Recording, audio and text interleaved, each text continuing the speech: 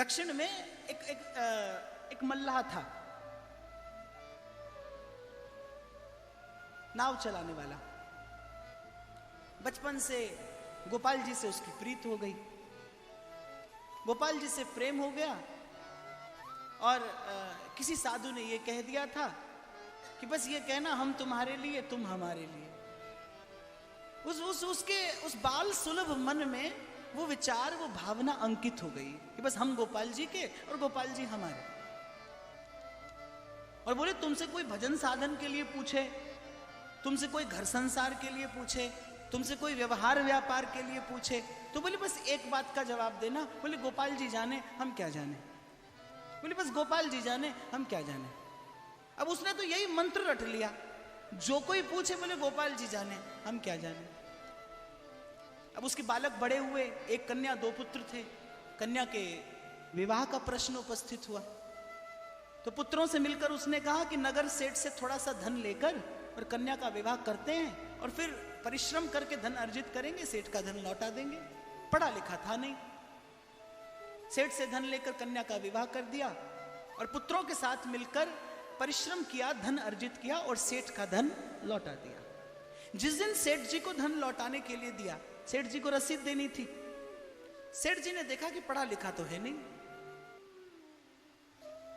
अब व्यापारियों की चालाकी तो आप जानते ही हो, तो उसने कहा पढ़ा लिखा तो है नहीं। उसने झूठी रसीद बनाकर दे दी, रसीद पर कुछ और लिखा और दे दिया और सच्ची रसीद अपने पास में रख ली। और कुछ दिनों के बाद उस मल्लाह पर मुकदमा कर दिया कि इसने मेरा धन नहीं लौटाया। अब जब जज के सामने उपस्थित हुए तो उसने कहा कि तुमने रुपया नहीं लौटाया।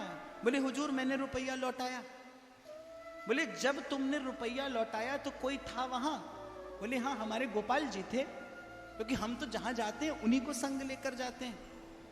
बोले रसीद कहाँ है। बोले ये माई बाप ये रसीद है। अब रसीद देखी तो रसीद पर तो कुछ लिखा था नहीं, रुपए की देनदारी संबंधित कोई बात नहीं लिखी थी। तो जज ने कहा कि ये तो रसीद ठीक नहीं है, कोई और रसीद होगी। बोले हमारे पास तो यही है, अब असली रसीद के बारे में गोपाल जी जाने हम क्या जाने। तो बोले कौन है ये गोपाल जी। तो बोले हम उनके हैं वो हमारे हैं। तो बोले कहाँ रहते हैं। बोले जहां हम रहते हैं। बोले तुम कहाँ रहते हो। बोले जहां गोपाल जी रहते हैं। अब जज समझ गया, लेकिन कहते हैं सच्चाई की अपनी एक चमक होती है, सत्य का अपना एक आभा मंडल होता है। जज संस्कारी था, वो उसको विचार करना पड़ा कि ये व्यक्ति झूठ तो नहीं कह रहा है, कोई ना कोई रहस्य तो है। तो जज ने क्या किया, जज ने कहा कि जो इस लेन देनदारी के गवाह है उन गोपाल जी को बुलाया जाए। जज ने गोपाल जी के नाम के सम्मन जारी कर दिए। अब जो सम्मन ले जाने वाला था वो पूरे गांव में डोल रहा है। बोले गोपाल जी कहाँ रहते हैं, गोपाल जी कहाँ रहते हैं। बोले क्यों, उनके नाम के सम्मन है। गांव में एक ही गोपाल जी का मंदिर था। अब मंदिर के पास जब वो पहुंचा, कचहरी का आदमी पुजारी समझ गया। पुजारी को ये सब घटना मालूम थी, तो उसने कहा हाँ भैया यहीं आओ, यहीं रहते हैं गोपाल जी।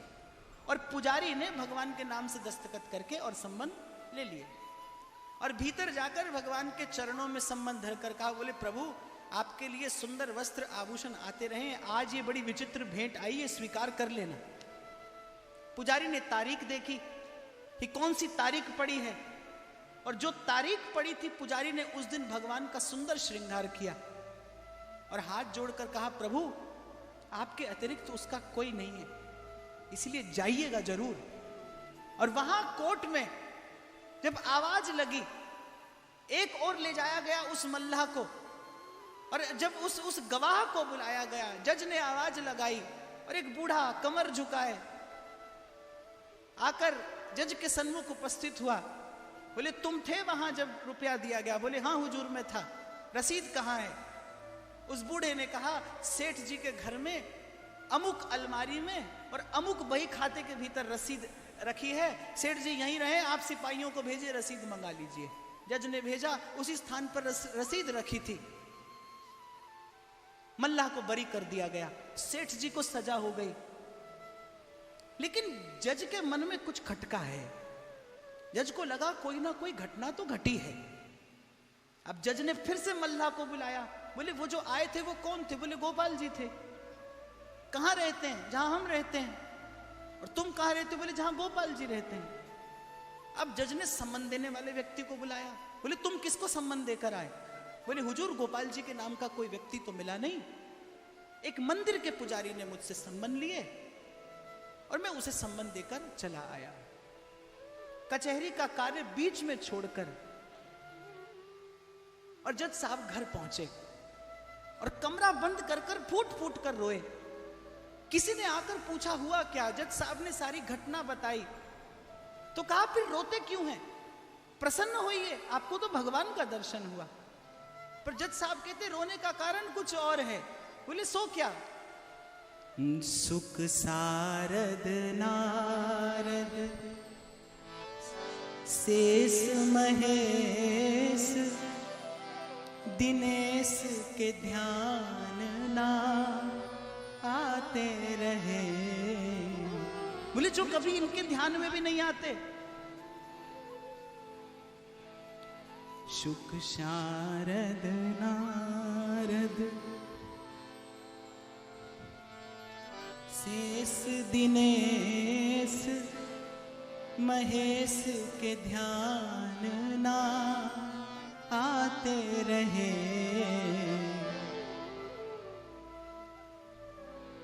सोई ईस अदालत में सन्मुख मल्ला के गवाह कहाते रहे। जज साहब कहते जाएं और रोते जाएं। घर के लोग संभालने का प्रयास कर रहे हैं कि रोते क्यों हो, आकर चले गए इसलिए रोते हो। बोले नहीं, सुख धोखे हूं दरस दियो जो दियो और दुख ने कहूं नाही जो जाते रहे। मुझे ना तो उनके आने का सुख है ना जाने का दुख है, तो फिर रोते क्यों हो? जज साहब के धीरज का बांध टूट गया। मैं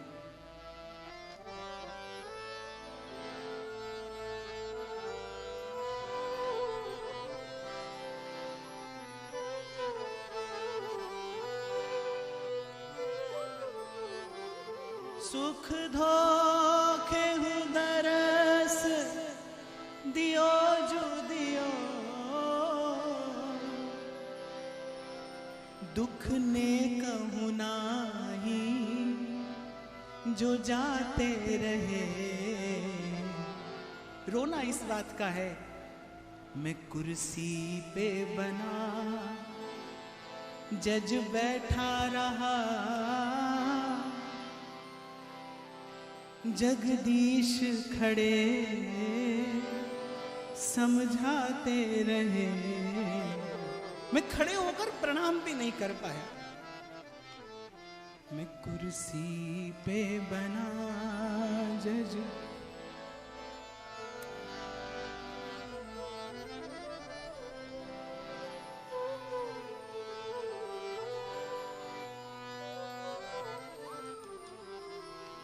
उसी दिन से नौकरी छोड़ी, वृंदावन धाम आ गए।